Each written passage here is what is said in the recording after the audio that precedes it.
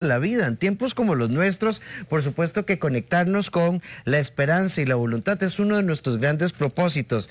26 años y he tenido más de 100 fracturas en mi cuerpo. Soy activista de derechos humanos, soy regidora municipal, tengo una voz y una voluntad súper firme. Esa es la historia de Nicole que ustedes no pueden perderse hoy, porque el tema en la vida es convicciones y acciones. Y si alguien puede hablar de esto, es esta mujer que nos acompaña hoy. Así es, y es que es una de esas historias que nos inspiran y que nos invitan a movernos, que nos invitan a decir, bueno, yo quizá estoy en esta zona, llegó el momento de hacer ciertos movimientos y tengo la capacidad de hacerlo de acuerdo a esa fuerza de voluntad. Y bueno, antes de iniciar, hacemos la invitación especial a nuestras redes. Y ahora, ¿qué multimedios? Ahí está la pregunta del día de hoy. Tenemos la frase, lo esencial es invisible a los ojos. Y la pregunta directamente, ¿por qué o por quiénes agradeces hoy? Recordemos que siempre estamos invitando a hacer justamente un movimiento desde este agradecimiento, a conectarnos con lo positivo. Por supuesto que hay dolor, por supuesto que hay situaciones que nos ponen en cierto conflicto, pero definitivamente hacemos un movimiento desde el agradecer. Así que todos aquellos que hemos pasado diferentes momentos en la vida, ayer tuvimos una historia hermosísima y con Víctor dejamos algo muy claro: no hay dolores grandes ni hay dolores pequeños, existe tu proceso de dolor, pero conectarse con la voluntad, conectarse con la capacidad de reinventarnos, conectarse con la esperanza, es una tarea personal y es una conquista diaria, aun cuando tengamos los vientos en contra. Así que bienvenida, Nicole, gracias por estar en nuestro programa, gracias por aceptar la entrevista y gracias por venir a iluminar nuestra vida. Tal vez arranquemos, vos sos muy mediática, además ustedes hubieran visto, apenas entró Nicole, todo el mundo aquí la conoce. Exactamente. Pero, Nicole, contanos quién sos, dónde nace Nicole y cuál es tu historia desde las etapas más pequeñitas. Bueno, gracias primero por la invitación, encantada de estar hoy compartiendo un ratito con ustedes. Y bueno, Nicole es una joven de 26 años, como ya lo mencionaste, soy de Calle Blancos, Coipeché, hija de Liliana y de Carlos, y hermana de Jamie y Carlos. Soy la hija del medio. Y bueno, nací con una condición llamada osteogénesis imperfecta, mejor conocida como huesos de cristal, que es una condición presente al nacer y que causa que los huesos se fracturen con facilidad y no crezcan con normalidad. He tenido más de 100 fracturas a lo largo de mis 26 años y he pasado diferentes situaciones, ¿verdad? Por causa de la condición, pero también por causa de la discriminación de la sociedad, ¿verdad? Ahora, antes de entrar en todos esos temas, esta es una pregunta curiosa, ¿verdad? 100 fracturas, Nicole, o sea, ¿y el dolor? Es insoportable porque... es que no me puedo ni imaginar. Sí, te pongo un ejemplo. Si vos te caes y te fracturas, tu hueso se va a partir en una parte. Si yo me caigo y me fracturo, mi hueso se parte en 5, 6 o más partes. Entonces, el dolor que vos sentís en una fractura, yo lo siento multiplicado, ¿verdad? A la 1000, porque es un dolor insoportable. Y eso, siendo una niña, es más traumático, ¿verdad? Porque vos no tenés todavía la madurez ni la conciencia de lo que vos estás viviendo, entonces es una situación muy, muy complicada. Precisamente como cristal, es que así tal cual como Exacto. Su nombre, este hueso se fractura como si fuera un cristal. ¿Y cómo fue esa niña ya desde que empezamos a tener conciencia?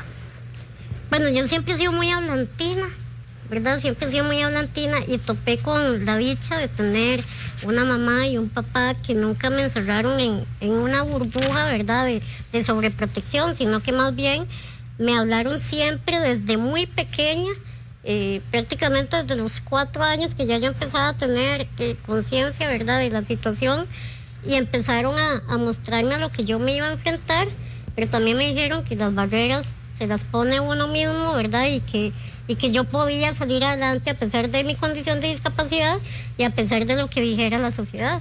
Entonces, siempre tuve como ese apoyo de mi núcleo familiar que siempre me impulsó a salir adelante a pesar del entorno.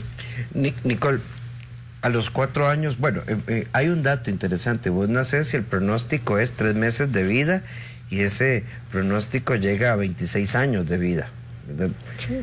Y de ahí tu voluntad, porque incluso hasta tu ser político nos interesa un montón. Pero, Nicole, esa parte, soy niña, sé que me voy a fracturar, sé que no puedo moverme igual. Hay temas como miedo, brinco, me muevo, hago, no hago, me estiro. ¿Cómo fue esa etapa?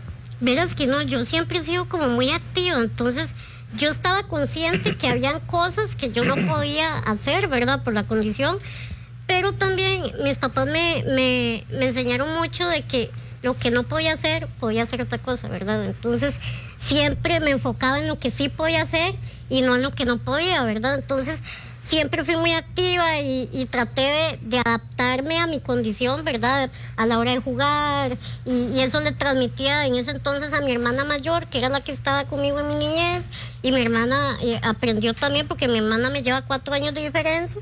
Entonces ella aprendió a cómo jugar conmigo, y luego mis primitos, mis primitas, etcétera. Entonces nos aprendimos a moldar, ¿verdad? A la condición. Entonces realmente yo no me enfocaba mucho en eso, sino en lo que sí podía hacer. Y el tema de las fracturas y todo, pues a pesar de que fue una situación muy traumática, conforme pasaron los años, que al inicio yo le tenía temor ir al hospital, ¿verdad? Ese era mi temor, ir al hospital, no tanto la fractura, porque digamos uno llega a acostumbrarse a que vos te fracturas, pero el trauma mío en ese entonces era tener que ir al hospital y estar rodeada de médicos que tal vez me lastimaran más a la hora de enyesarme, porque a nosotros nos enyesan los huesos cuando uno se fractura. Ese es como el tratamiento que te dan. Y esa fue como la parte que tuve que procesar, ¿verdad? Con el apoyo de mi familia, y aprender a vivir con eso, que era parte de mi cotidianidad, ¿verdad? Claro, era parte de lo cotidiano, pero ¿cómo se le explica a una niña pequeñita que esta es parte de su realidad? Entonces, primero, el nivel de dolor. Y segundo, toda la exposición que termina siendo muy traumático. Sí, pero como les digo, mis papás siempre me hablaron como siempre con la realidad. O sea, me decían, vos te fracturas, y si te fracturas te tenemos que llevar al hospital, y aunque te va a doler, es por tu bien, ¿verdad? Entonces, yo aprendí muy bien esas palabras de mis papás y traté de asimilarlo conforme el paso del tiempo. Nicole, ¿cuántas veces estuviste, digamos, en esa etapa de 0 a 12 años en el hospital? Y pasaba prácticamente todos los días. Digamos, a veces me llevaban por una fractura en un brazo, me enyesaban, y cuando regresábamos a mi casa me fracturaba el otro brazo. Entonces, otra vez. Cualquier cosita. Por cualquier, o sea, por un estornudo, por toser, por estirar la mano para tomar un juguete, por cualquier movimiento que yo hiciera, yo me fracturaba. Exacto, es que no estás hablando de movimientos ni siquiera bruscos, no estamos hablando de la travesura de la niña que hizo y demás. Ah, no, era sino por cosas, estornudo. Exacto, por un estornudo, que eso es imposible de detener, ¿verdad? Cuando vos tenés ganas de estornudar, o por una tos, yo tosía y ya me sonaba como una cascarita de huevo, ¿verdad? Y ya era correr al hospital porque tenía fractura. Y paralelo a todo eso y a todo el tema de fracturas y demás, igual seguías en la escuela. Sí, bueno, en la etapa de kinder, cuando ya iba a ingresar al kinder, por todo el tema de la discriminación de la sociedad, no me querían aceptar en ningún kinder. Y el único que me aceptó fue uno privado, pero siempre tuve problemas de discriminación. Entonces mis papás decidieron retirarme del kinder y pagar una persona que estaba terminando su carrera en educación, y que ella me enseñara de todo lo que yo tenía que aprender en el kinder. Pero ella más bien me enseñó hasta lo que iba a ir a aprender a la escuela. Entonces me enseñó, ¿verdad?, sumar, deletrear, multiplicar, etcétera. Y cuando iba a ingresar a la escuela, fue lo mismo. No querían aceptarme por la condición, pero ahí fue cuando ya mi mamá tenía más conocimiento de la ley 7600. Claro. Y ella se movió al Ministerio de Educación y peleó por los derechos de su hija, y me tuvieron que aceptar en el centro educativo. Nicole, hoy por supuesto que sos una mujer resuelta, con tu historia resuelta, ¿verdad? Como decíamos, activista, con una voz política y demás. Pero esa niña que siente esa discriminación? Porque lo que estás planteando es muy importante, nuestras voces. Muchas personas caminan o caminamos en etapas de la vida, me dijeron, me hicieron, entonces me echo para atrás. Pero en tu caso fue como todo lo contrario. ¿Qué sentías? ¿Cómo qué cosas te decían y cómo empezaste a resolverlo siendo una niña? Cuando tenía 4 años, como les digo, siempre he sido muy hablantina, ¿verdad? Y soy muy observadora. Entonces siempre estaba consciente del entorno. Ujú. Y una vez que andaba en un paseo con mi familia a un centro comercial, un muchacho se me quedó viendo. De esas miradas que vos sentís, ¿verdad? Que son discriminatorias. Ujú. Entonces yo Con 4 años. Con 4 años yo sentía que era una mirada fea, ¿verdad? Eso era lo que yo sentía. Cuando yo llegué a mi casa, yo le pregunté a mi mamá que por qué era que la gente me veía feo. Porque yo estaba acostumbrada a que mi núcleo familiar me trataba como cualquier Claro. otra persona, ¿verdad? Entonces, para mí era extraño que una persona de afuera me viera diferente o feo, porque yo no veía nada raro en mí, ¿verdad? Entonces yo le pregunté a mi mamá que por qué la gente me veía extraño. Entonces mi mamá vino y se sentó a la par mía y me dijo: Nicole, quien te mira feo o dice comentarios feos de vos es porque no tienen a Dios en el corazón y no pueden ver más allá de lo que sus ojos ven. A mí esas palabras de mi mamá, de los 4 años, ¿verdad? Me quedaron tan marcadas que yo las procesé tan bien, las agarré, ¿verdad? Las hice mías y de ahí en adelante yo empecé a ignorar lo que yo vivía con el entorno. O sea, Es que te dio una con el explicación exterior. lindísima. Me dio una explicación tan clara para esa edad, ¿verdad? Que yo tenía, pero tan profunda, porque realmente fue muy profunda, porque me calaron, ¿verdad? Que hasta el día de hoy yo lo recuerdo, ¿verdad? Entonces creo que eso fue lo que realmente me impulsó a bloquear de mi mente y de mi corazón cualquier discriminación de la sociedad. No, y no son las palabras de tu mamá, pienso en una niña de 4 años con una capacidad de comprensión, con un cerebro brillante, porque entender lo que tu mamá te dijo es muy corta edad.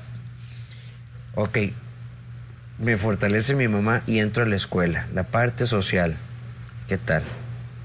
En la escuela fue muy bien. En la escuela el proceso de inclusión de mis compañeros y los profesores, aunque para los profesores fue un poco más complicado, ¿verdad? Por el tema de los estereotipos y demás, pero se fueron erradicando conforme me fueron conociendo. Pero la parte de mis compañeros y compañeras fue muy curioso, porque ellos se adaptaron súper rápido. Entonces sabían que con Nicole no se jugaba de correr o de golpear, etcétera, sino que con Nicole se jugaba de rodearla, porque yo tenía una cuna con rodines. En ese entonces yo no me podía sentar. Entonces yo pasaba acostada en una cuna con rodines que me hizo mi papá, para que en los recreos me sacaran con todo y cuna del aula y que no me lastimaran o golpearan y yo me fuera a fracturar, ¿verdad? Entonces el juego de mis compañeros era rodear a Nicole en la cuna y hacer adivinanzas o hacer preguntas con la materia que estábamos viendo, etcétera. Entonces ese era el juego de nosotros. Realmente nos amoldamos todos súper bien. Es que estás hablando de niños. Exacto, Entonces, es un tratar con proceso niños de... es mejor que tratar con adultos. Escuchándote vamos a tener que traer a tus papás, hacerles una entrevista a ellos. Claro. Sí, porque es que además imaginamos a esa niña que todos los niños la están rodeando, todos felices, todos jugando precisamente, sin tener ese tema de la discriminación. Exacto, es que la discriminación, los niños no nacen con discriminación, ¿verdad? Correcto. O sea, los niños aprenden a discriminar por lo que le enseñan sus padres. Y a veces hasta inconscientemente, porque tal vez un adulto va por la calle y se le queda viendo, tal vez se extraña una persona con discapacidad, pero tal vez no lo hace con mala intención, sino tal vez desde esa misma ignorancia, ¿verdad? Sobre el tema de discapacidad. Y el hijo o la hija lo ve y cree que es normal replicar lo que su padre o su madre hizo, ¿verdad? Entonces ellos crecen con eso. Por eso es tan importante educarnos. Exactamente. Nicole, entramos a la preadolescencia, la adolescencia, estás terminando la escuela. Ahí estás más empoderada, más clara, tenés una experiencia muy linda en la infancia. Además que pienso en tus papás, en ambos, ¿verdad? Pero me da como mucha ternura pensar todos los recursos de adaptación y para que haya una sana inclusión. Pero llegas al colegio y ahí es un poquito diferente. Bueno, yo cuando salí de la escuela empecé a tener otros problemas de salud que realmente me impidieron ir al colegio regularmente. Entonces yo tuve que pausar mis estudios. Me dolió muchísimo porque a mí me encanta estudiar, pero los tuve que pausar porque empecé a tener dificultades con la columna y ya me costaba mucho sentarme, etcétera. Entonces hice una pausa y empecé a llevar cursos un poco más relajados, más pausados, ¿verdad? Pero sin dejar de estudiar, que era lo que a mí me gustaba.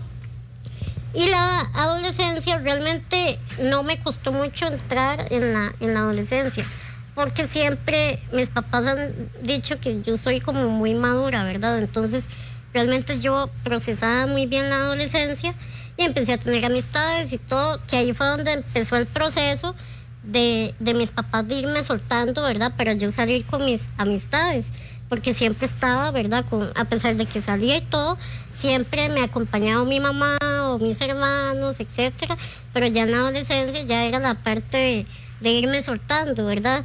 Pero me adapté súper bien. Por dicha, el apoyo de mis papás y de mis hermanos me ayudaron muchísimo a llegar a esa etapa. Entonces fue como muy normal la etapa de adolescencia, y empecé ya a salir y a conocer personas y a hacer amistades que me ayudaron muchísimo también en el proceso de esa inclusión, ¿verdad?, en la sociedad. Claro, de vida. Claro, vos lo decís, empecé a salir muy normal, todo muy bien. Ajá, yo me imagino a esa mamá y a ese papá en ese hay que soltarla, hay que dejarla, precisamente porque el cuido ha sido a este punto, Nicola, el de te hacen una cuna para que vaya protegida, para que esas son sus necesidades, esto es lo que requiere, y de un pronto a otro ella ocupa empezar a volar también. Sí, especialmente para mi mamá. Claro. Fue una etapa muy, muy dura. Entonces, lo que hacían era que... Perdón, pero ¿este fue un proceso de salidas que vos pediste o que ellos iniciaron? No, realmente fue como entre ambos. O sea, ellos entendían que yo tenía que llegar a esa etapa, ¿verdad? Y también yo empecé a decir, mira, quiero ir al cine, porque a mí me gusta mucho ir al cine. Quiero ir al cine con tales amistades. Entonces... lo que empezamos a hacer era que ellos me llevaban, me dejaban en el lugar y después ellos me recogían, ¿verdad? Y ellos sabían siempre dónde estaba. Incluso hoy en día ellos saben dónde estoy yo, ¿verdad? Entonces fue como eso, empezar desde las dos partes, ¿verdad? Porque no crean, a mí me daba a veces cosilla irme sin mis papás, ¿verdad? Pero yo sabía que tenía que llegar ese momento y ellos también lo sabían, entonces fue como de ambos. Sí, nos estás hablando de una adolescencia totalmente normal. Exacto. Donde empieza esta necesidad de quiero ir al cine, pero ya no quiero ir al cine con mis papás, quiero ir al cine con mis amigos. Exacto. Bueno, entonces para cualquier papá, para cualquier mamá está bien, vamos a ir poco a poco. Es esta adolescencia normal. Sí, realmente fue muy, muy normal. Yo creo que eso me sirvió mucho desde la conciencia que tuvieron ellos desde muy niña, ¿verdad? De que ellos decían, Nicole va a tener una vida pues difícil, porque ha sido difícil, pero no queremos limitarle, sino más bien darle las herramientas para que ella pueda desarrollarse. Entonces, teniendo como esa perspectiva, ellos me lo transmitieron a mí, entonces fue como una vida muy, muy normal dentro de lo que cabe, ¿verdad? Ahora, esa etapa... Empiezo a salir, mis papás me sueltan, yo me dejo soltar, porque también es un proceso en doble vía. Pero bueno, empiezan otras complicaciones, Nicole. ¿Esto qué implicó? ¿Cirugías? ¿Implicó internamientos? ¿Qué implicó estas otras complicaciones de salud? Bueno, el tema de la columna se pensó en un momento operar, pero era una operación tan delicada que realmente me decían, si no llega a tener el resultado esperado, va a ser una operación inservible, la vamos a gastar a usted metiéndola a un quirófano por tantas horas, porque eran más de 12 horas, y realmente no tenía sentido. Entonces ahí fue de forma consensuada, porque mis papás siempre me han dado como esa autonomía de decidir por mí misma. Llegamos a la conclusión de que no, de que lo mejor era no operarme, sino que conforme yo pudiera ir procesando tal vez la molestia y demás que iba a tener en la columna, lo hiciéramos así. Y luego yo recibí un tratamiento de los huesos, empecé con pastillas a los 8 años, pero ya después llegó uno al país intravenoso. Entonces me tenían que internar cada 3 meses al hospital, ponerme por 3 días unas bolsas como de suero intravenoso, y así lo empecé desde los 8 años hasta los 18 años en el hospital de niños. Pero ese tratamiento me trajo una consecuencia que fue hipertensión. El tratamiento causó eso. Era un efecto secundario que nunca se pensó que fuera a dar, porque se pensaron en otros, pero nunca se pensó en ese, y conmigo lo descubrieron.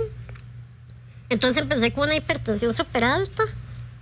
Estuve internada como 22 días en el hospital tratando de controlar la presión, porque era de esa hipertensión, silenciosa, que vos no te das cuenta, ¿verdad?, cuando te da. Sí, solamente llega. O sea, yo me sentía bien, pero por otro lado la presión la tenía altísima, ¿verdad? Claro.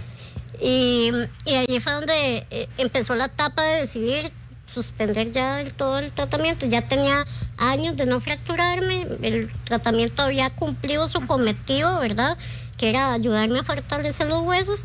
Entonces entramos en ese proceso de suspender el tratamiento y regresar de nuevo a las pastillas, que las pastillas no me habían hecho tanto efecto secundario como me generó el tratamiento. Entonces digamos que fueron como curvas que tuve, ¿verdad?, altibajos, porque empecé con la columna y después terminé con el tema de la hipertensión. Entonces fue como ese proceso de idas y venidas. De idas y venidas, hasta que ya llegué al punto en que ya mi salud se estabilizó. Y en este proceso, justamente cuando se inicia todo el tema de medicación, ¿hay dolor, Nicole? En el proceso de la hipertensión, no. ¿Antes? El tratamiento intravenoso lo que generaba era molestia, porque me tenía que estar sacando sangre antes y después de ponérmelo, porque el tratamiento podía o disparar el calcio, ¿verdad?, y dar más de lo que yo necesitaba, o más bien podía quitarme calcio. Es que, ¿sabes? Estoy pensando en esta exposición al dolor, donde hay tanta aceptación que incluso ya aprendes a vivir con dolor, y está este proceso de sí, esto es parte de, y seguimos. Sí, entonces miren que yo tenía claro de que cuando a mí me iban a poner el tratamiento, a mí me explicaron todo, ¿verdad? Te tenemos que sacar sangre antes y después, son 3 días, son cada 3 meses, luego cada 6 meses. Como fui mejorando, entonces me alargaron el tiempo. Entonces ya yo tenía como el panorama claro a lo que yo iba, ¿verdad? Entonces, en eso me adapté súper bien. Hay un elemento muy bonito, creo que ya has mencionado la palabra 2 veces, como dos veces, ¿verdad? Autonomía. Mis papás me dieron la autonomía. Y qué bonito una educación así, ¿verdad? Y al margen de una condición de discapacidad, no, educarnos para poder elegir. ¿Este proceso te generó algún conflicto personal en algún momento? Tratamientos, intervenciones, sueros, dolores, fracturas, y que en algún momento, Nicole, hagamos de esa etapa que va a los 12 a los 18, que vos dijeras, es que no quiero esto, o estuviste siempre conciliada? No, verás que la etapa mía crítica fue en la niñez, con el tema del entorno, ¿verdad?, de la discriminación de la sociedad, y porque también me pasó que sufrí discriminación de familiares. Entonces, a los 12 años fue cuando yo comprendí y entendí, ¿verdad?, y conocí el amor propio. Que yo sabía que si yo me amaba, no me tenía que importar que las demás personas no me quisieran. Entonces, la etapa crítica de ese proceso fue en la niñez, cuando yo no entendía el por qué tal vez mis familiares no me aceptaban porque yo haya nacido con una discapacidad, ¿verdad? Porque eso me sucedió. ¿Qué hacía la familia? ¿Cómo discrimina a la familia? Sí, o sea, a veces uno cree que la familia siempre es la que te apoya, te acoge, pero no suele pasar así. Y como uno no escoge a la familia, ¿verdad? Es la familia que le toca a uno, ¿verdad?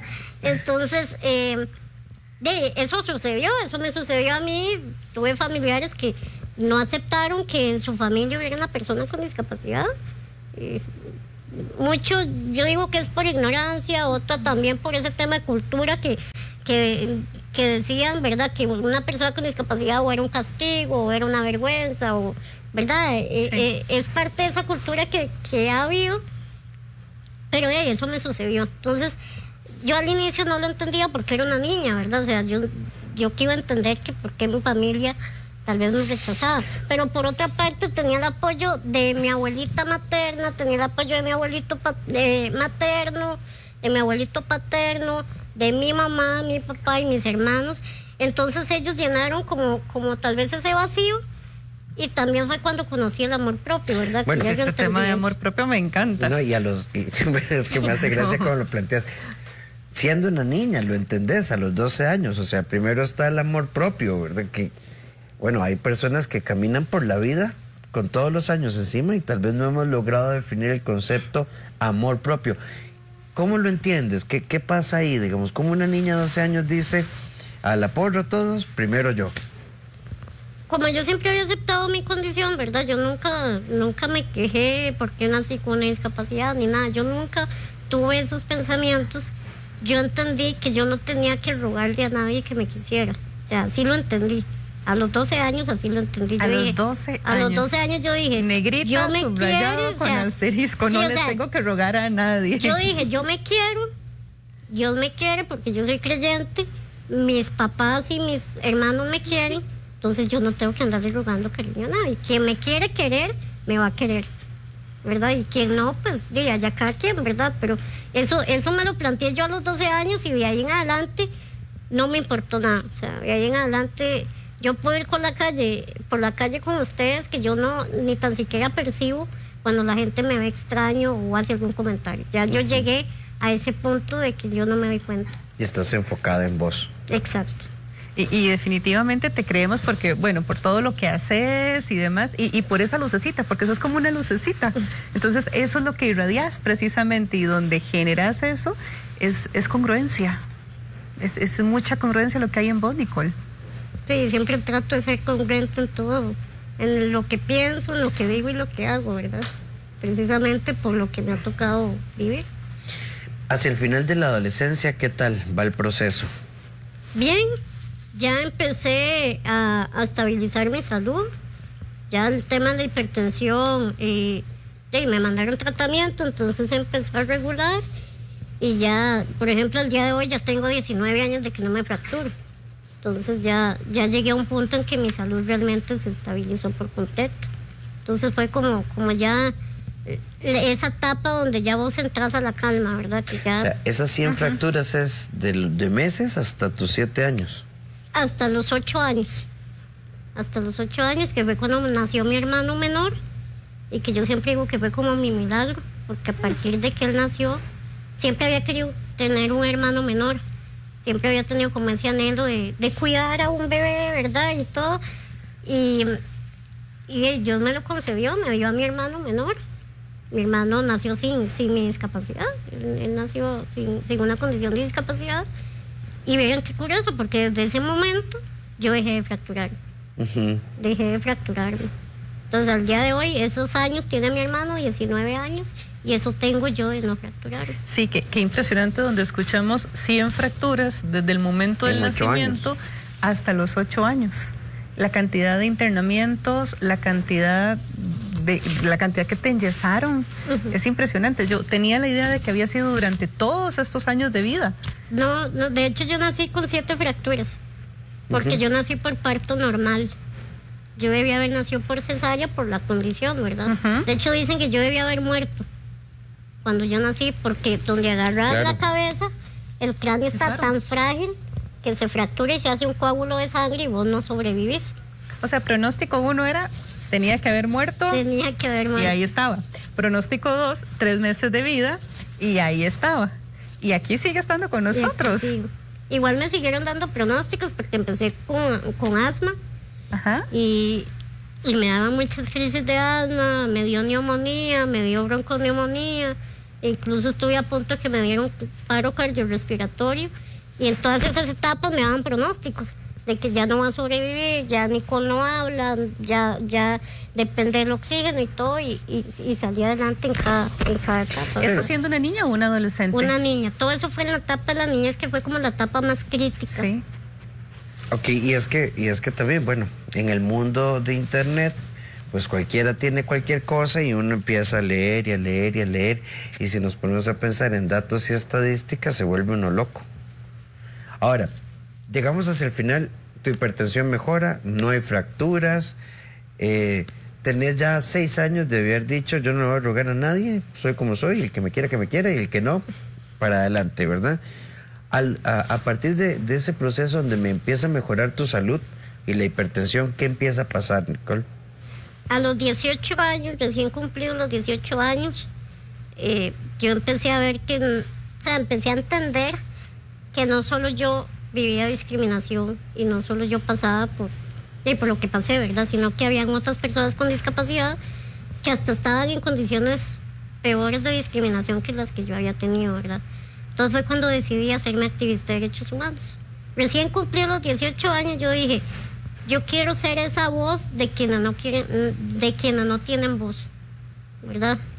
Y empecé a hacer activismo a través de redes sociales, denunciando situaciones que empecé a recibir de personas con discapacidad. Pero ¿cómo te das cuenta? ¿Es esto porque sentiste un llamado? Empecé primero con... ¿Y qué fue lo que picó primero para que vos dijeras, no, esto no se puede quedar ahí? Porque nivel de empatía.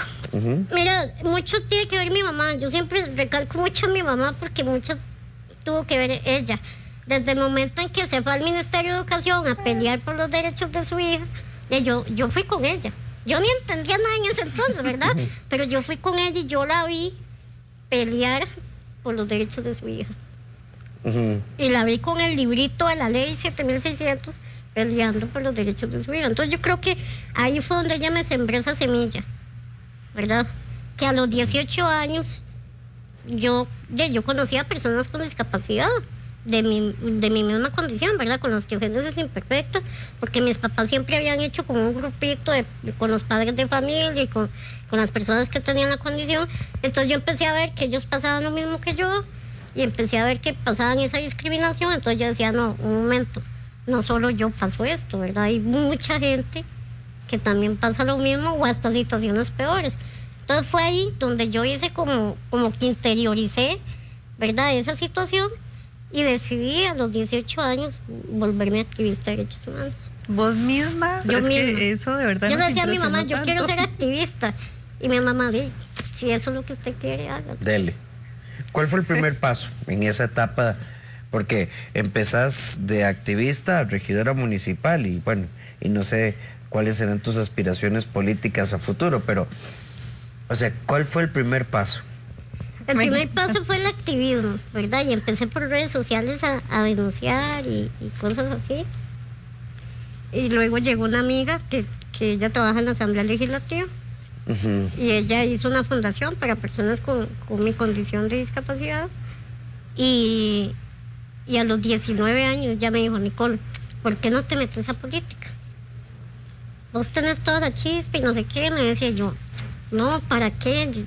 O sea, a mí nunca me había llamado la atención la política, nunca. Y yo siempre le digo eso a la gente, o sea, nunca pensé ser política, nunca. Según yo iba a ser administradora de empresas, ¿verdad? Eso era lo que me llamaba la atención en ese entonces. Y a los 19 años ella me llamó y me llamó por teléfono, me dice, vos tenés la chispa, ¿por qué no te empezás a involucrar? Estás joven, tenés la capacidad, etcétera. Y le digo, yo déjeme pensarlo, ¿verdad? Yo colgué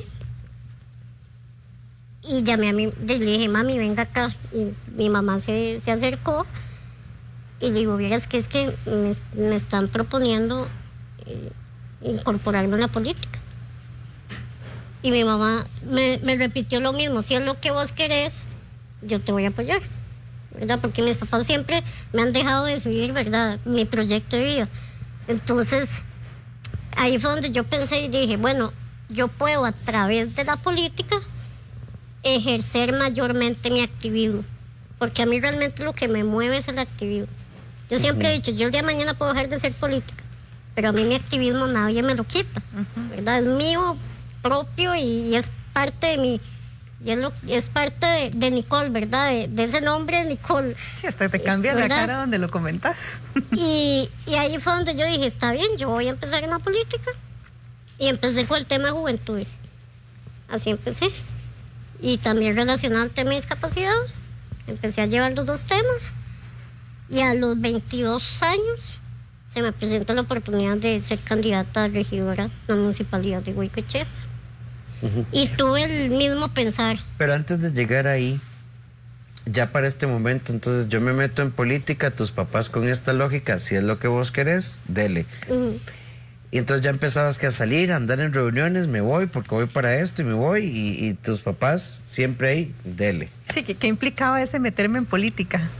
Sí, ellos sabían, y ambos sabíamos que era un ámbito muy difícil, ¿verdad? Y más para una persona con discapacidad, es una realidad. Pero de ahí más bien yo lo dejaría a ellos porque mis papás no son políticos, nadie en mi familia es político, el único que era político era mi abuelo paterno, pero mi abuelo murió antes de darse cuenta que yo iba a estar en política, ¿verdad? Si no, él hubiera estado ahí. Súper interesante. ¿Verdad? Claro, nadie era político y de un pronto a otro todos se fueron incorporando poco a poco, justamente porque un día alguien le dijo a Nicole, ¿por qué no hacemos el activismo, pero desde la política? Vamos a regresar con más de esta historia después de la pausa.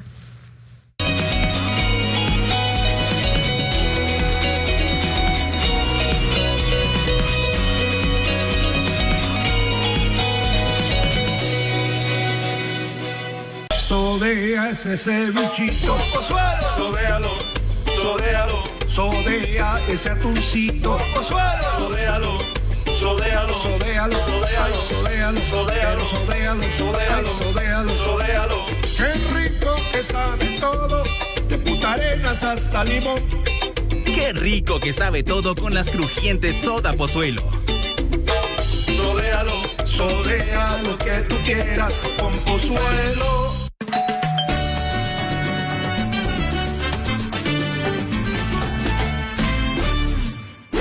El próximo martes a las 10 de la noche tenemos muchas cosas que compartir con usted. Acompáñenos para contarle los misterios de un árbol de 500 años de edad.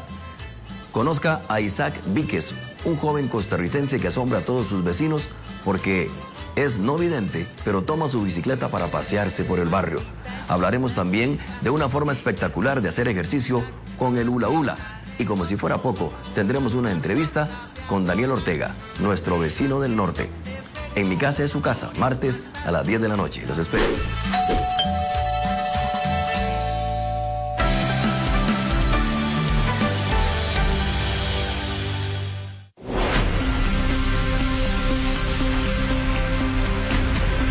Pero Nalvino, hay gente que dice que usted es un gran vago. Bueno, voy a respetar esa opinión, pero... ¿Usted qué tiene que decir? Cuando a usted le dicen es que vago... exacto, eso es una ofensa muy grande para mí. Sí. ¿Cuál es el presupuesto de la NEP? El millonario, no sé, tal vez, no sé. Perdóneme usted, pero la NEM es un sindicato de APZ. Ok, ¿hay sindicatos de APZ? Sí, claro que hay sindicatos de APZ y usted los puede encontrar. No, dígamelo usted, yo no pertenezco al movimiento social. No hay. Este miércoles 22 de julio a las 10 de la noche en Íntimo vamos a conversar con el sindicalista costarricense Albino Vargas Barrantes. Antagónico usted, don Albino. Bueno, hago un trabajo que es polémico y muchas gracias a usted por invitarme a su prestigioso programa. No se lo pierdan, 10 de la noche. Así es.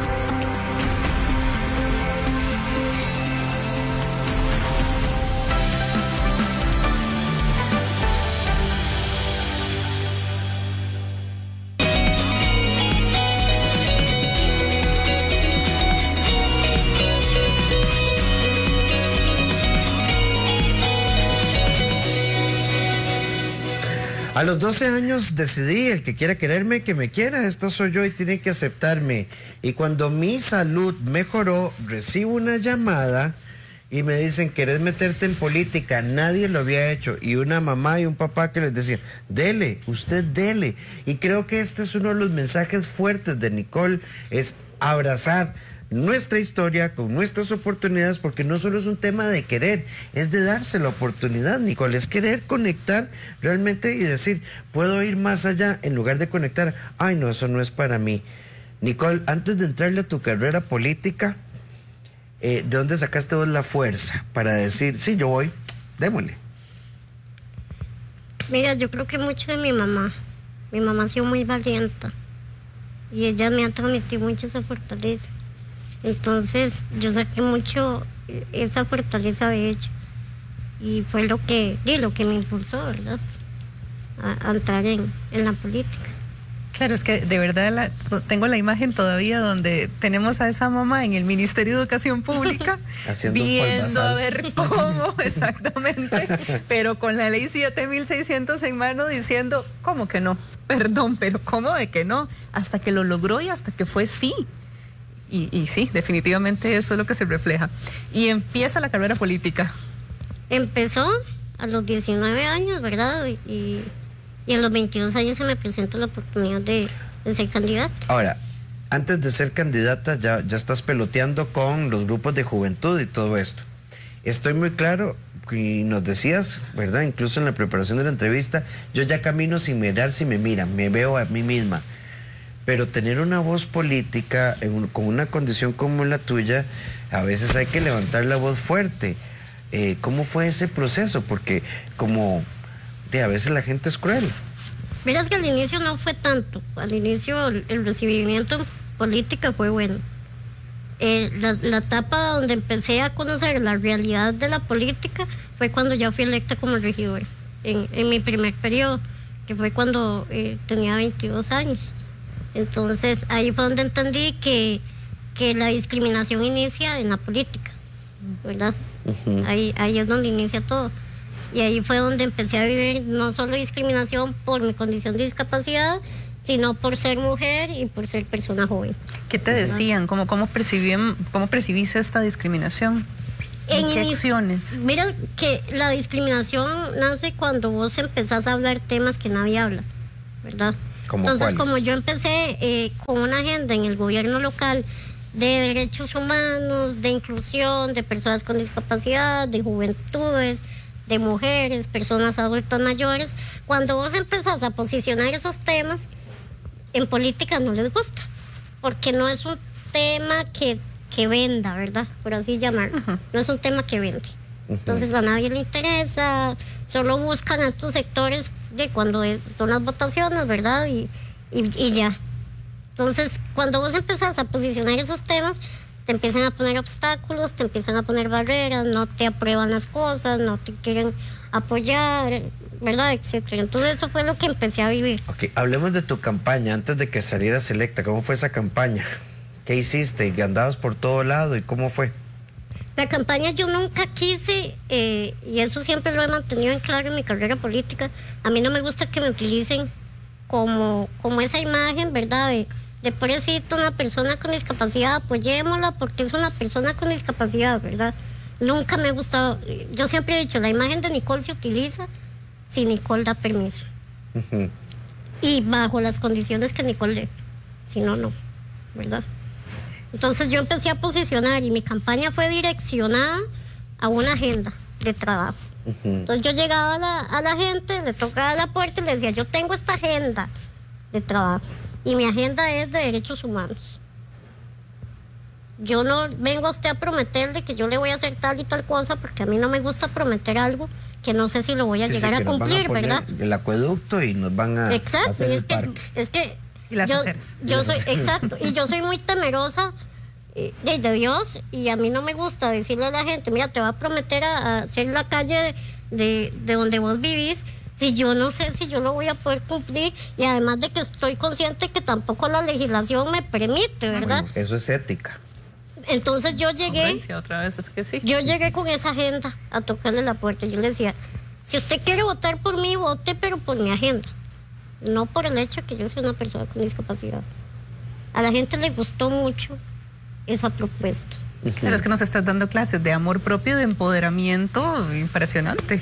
Entonces la gente empezó a entender que una persona con discapacidad no se busca cada 4 años para conseguir votos, sino que puede participar en procesos de elección popular y puede llegar a espacios de toma de decisiones, ¿verdad? Entonces la gente lo entendió y lo asimiló súper bien, les gustó mucho y fue cuando fui la primera persona con discapacidad en Goicoechea en ser electa como regidora. Nicole, el día de las elecciones, ¿verdad? Que empieza desde muy temprano, desde muy de madrugada, todo ese día, ¿cómo vibraba tu corazón?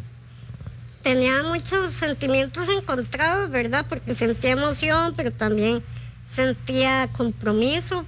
Yo decía, es que si llego a ser electa, ¿verdad? Porque yo siempre tuve esa mentalidad, yo nunca pensé en perder. Porque si vos vas con esa mentalidad de perder, ya perdés, ¿verdad? Sino que yo siempre fui con la mentalidad de ganar y de llegar al gobierno local. Entonces, fueron como muchos sentimientos encontrados, pero recuerdo que estuve desde las 5 de la mañana en el centro de votación que me tocaba hasta las 6 de la tarde que se cerraban las urnas, ¿verdad? Y todavía salí como a las 8 de la noche porque uno se tiene que quedar en una de las mesas contando los votos, ¿verdad? Y viendo que todo el proceso sea transparente. Y recuerdo que llegué, como decimos popularmente, muerta a mi casa, ¿verdad? De cansancio. Ese día había hecho mucho sol, me quemé toda la cara. Y el polvo y todo me quemó, llegué súper cansada, ¿verdad? Sí, literal.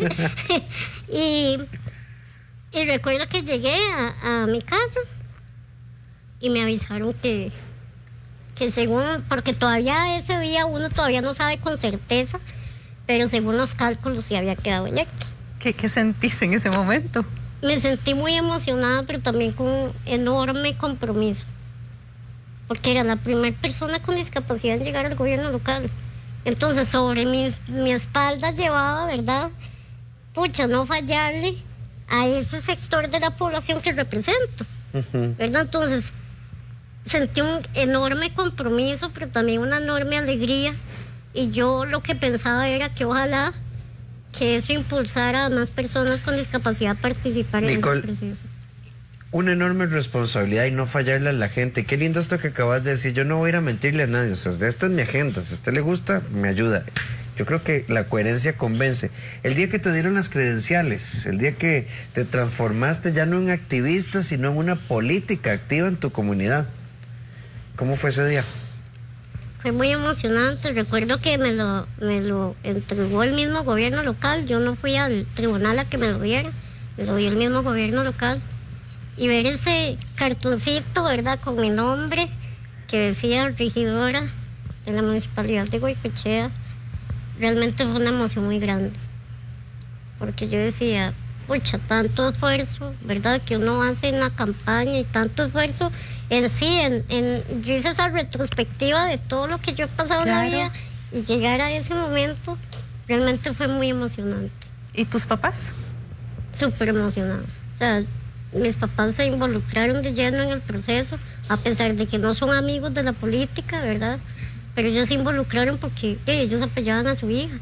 Entonces fue una emoción compartida y fue un logro de todos, la verdad. Sí, es sentir a la familia realmente, porque me puedo imaginar a esta mamá. Insisto, sí. Es que es como la que no me gusta, no me encanta, pero vamos a apoyar porque ella es el tema de los hijos y la felicidad. Incluso un apoyo sin oposición, porque a veces hay papás que usted sabrá, ¿verdad? Con ese usted sabrá que le ponen un saco de piedras en la espalda. Ahora sí, tu trabajo en la municipalidad, esa voz, como decías vos, con 3 niveles, una persona con discapacidad, ganarse un puesto, mujer, y además joven. ¿Cómo ha sido ya ahora sí ese día a día del quehacer político del gobierno local? El primer periodo, porque ya voy por mi segundo periodo como regidora, el primer periodo fue de mucho aprendizaje, porque yo no estaba acostumbrada a estar en un espacio de toma de decisiones, ¿verdad? Era la primera vez. Entonces, entender cómo era la política, entender que la agenda que yo llevaba a nadie le gustaba, ¿verdad? O a prácticamente a nadie le gustaba, y empezar a sensibilizar a mis compañeros y compañeras, ¿verdad?, sobre ese tema. Y empezarlos a involucrar a que ellos también fueran partícipes y que entendieran que la agenda de derechos humanos, la agenda de discapacidad, no es solo de las personas con discapacidad, es de todas y todos, ¿verdad? Entonces empezar a transmitir fue un trabajo muy grande, y yo creo que, yo siempre digo, mi mayor logro fue que se empezara a hablar de los temas que nadie hablaba. ¿Y la frustración? Sí tuve momentos de frustración y lloré y etcétera, pero yo creo que fue parte del aprendizaje. Y a ver, lo voy a preguntar muy simple. ¿Y los agarronazos? ¿Verdad? Políticamente hablando. Parte del enojo. Y defender una idea, porque tu agenda, tenés razón, no es una agenda popular, tristemente. Siempre, yo soy muy peleona, ¿verdad? En el buen sentido de la palabra, defendiendo las causas justas. Entonces, nunca me rendí. O sea, siempre, aunque tal vez rechazaran una iniciativa, siempre di la pelea. Siempre. Entonces, yo me quedé, y yo le decía a mi familia, yo me quedo con eso, de que yo siempre di la lucha, y el día de mañana la gente me pregunta, y yo le puedo decir, yo lo intenté. Yo di la lucha. ¿Verdad? Pero di la lucha, pero no es algo que depende solo de mí, ¿verdad? Entonces, es eso, fue un aprendizaje enorme. Ya hoy en mi segundo periodo, yo puedo decir que ya tengo un grado de madurez política, ¿verdad? Porque ya ahora entiendo muchísimas cosas que al inicio yo no entendía. Sí, con una expertise y demás, ya es tu terreno, sí, ya es diferente, el nivel de seguridad es distinto. Exacto, ya siento otro ambiente diferente, porque ya no es aprender a cómo empezar a posicionar temas, sino que ya todos saben que la agenda de derechos humanos es Nicole la que la maneja, ¿verdad? Nicole, algo que es importantísimo, es que tu entrevista podríamos dividirla en tantos aspectos, ¿verdad? Como tu ser político y demás. Nicole, el secreto para tener una voz sin miedo, porque hay mucha gente, a ver, a lo tico, yo recuerdo mi mamá, que siempre nos ve, mi mamá era que el vecino le tiraba una basura y yo no voy a hablar, mi mamá, no, déjese. Y uno, ¿por qué? O sea, ¿cómo tenemos una agenda, verdad? ¿Cómo tenemos una voz sin miedo? Cuando sucedió el tema del Ministerio de Educación con la entrada a la escuela, yo recuerdo que mi mamá llegó y me dijo, Nicole, aprenda a valer sus derechos, porque nadie lo va a hacer por usted, ¿verdad? Cuando yo empecé a vivir esa situación, ella llegó y me dijo eso. Y fueron palabras que a mí me quedaron también muy marcadas, y eso aplica para todas las personas. Si usted no aprende a defender sus derechos, nadie va a llegar y lo va a defender o la va a defender, ¿verdad? Entonces, entender eso es lo que nos ayuda a empezar a levantar la voz. Y a veces uno tiene miedo. Yo he tenido miedo, o sea, no les voy a negar, yo he tenido miedo. Pero aún con miedo yo levanto la voz, porque sé que si estoy ahí es porque Dios me puso ahí en primer lugar, y si estoy ahí es porque hay otras personas que realmente no tienen voz y dependen de personas como uno que levanten la voz por ellos y ellos. Sí, es aprender a hacerlo incluso con el miedo incluido, precisamente. Incluso con miedo. Y eso es humanizarlo 100%, ¿verdad? Porque no es un superhéroe, no es alguien excepcional, es un ser humano que lo quiere hacer diferente desde su voluntad. Exacto. Y algo tan bonito como esto, el miedo siempre va a estar. Y es una gran pregunta, incluso nos las hacen mucho como si, ¿y qué hago con el miedo? Edgar Silva dijo aquí, se le pone el pecho, ¿verdad? Hay que abrazarlo, hay que enfrentarlo, hay que tratar. Nicole, gracias por estar con nosotros, gracias por enseñarnos de que tenemos que defender nuestra voz, tenemos que defender lo que creemos, tenemos que defender, pero nos queda una última pregunta importante. En tiempos de pandemia, Nicole, ¿cómo enfrentamos la adversidad desde la esperanza? Yo creo que con perseverancia y entendiendo en que todo en la vida pasa. Nada es para siempre. Y todo, absolutamente todo en la vida tiene un propósito.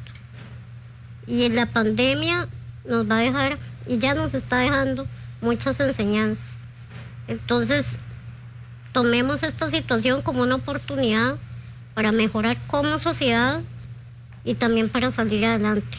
Con empatía, siempre trato de recalcar eso, siempre tratemos de tener empatía con las demás personas, porque muchas personas vivimos desde el privilegio ¿verdad? Muchas personas no tienen lo que nosotros y nosotras tenemos. Entonces, teniendo esa empatía y tratando de ser solidarios y solidarias con las demás personas, vamos a salir de esto. Gracias. Nicole, muchísimas gracias por tu voz, muchísimas gracias por la aceptación de estar hoy en este espacio. De verdad, es impresionante todo lo que haces, todo lo que sos. Gracias. Gracias a ustedes, de verdad. Gracias a vos, de verdad. Y bueno, contarles mañana, antes de irnos, tenemos una foto que ustedes deben tener en este momento en pantalla. Y esa foto nos dice un montón de cosas. Detrás de esta fotografía hay una historia de una gran mujer que, al igual que Nicole, nos va a decir: levantémonos y no tengamos miedo. Así que recuerden nuestra cita a las 6 de la tarde. No tengamos miedo. Y esa es la clave que queremos transmitir en nuestro programa. Nosotros vemos esa imagen y podemos pensar muchísimas cosas. En cuentas que la persona sencillamente no sobrevive. Pues sí sobrevivió Dayana con múltiples situaciones, pero ella misma es la que nos va a venir a contar la historia mañana. Y recuerden, si tiene una historia inspiradora, si tiene una historia para contar y que realmente empecemos a mover, la va a escribir a este correo. Y ahora que @multimedios.com, o también nos pueden localizar a través de nuestro Facebook, y ahora que Multimedios. Ahí a través del inbox nos cuentan a Rafa y a mí y los estaremos nosotros localizando. Así que muchísimas gracias. Tenemos que quedar con Natalia García. Vamos a seguir con las noticias y recuerden lo que nos dijo Nicole: aún con miedo tenemos que levantar nuestra voz. Muchas gracias. Bueno, sí, y Jackson, es cierto, está hoy a las 10 de la noche. 10 de la noche, mi casa, su casa, tienen una sección ahí interesantísima con una invitada especial. Sí, una faceta que nadie conoce, no se lo pierdan. Van a conocer el lado oculto de Jackson Víquez. Así es. Nos vemos mañana, 6 de la tarde. Chao, gracias, Nicole, gracias. Gracias a ustedes.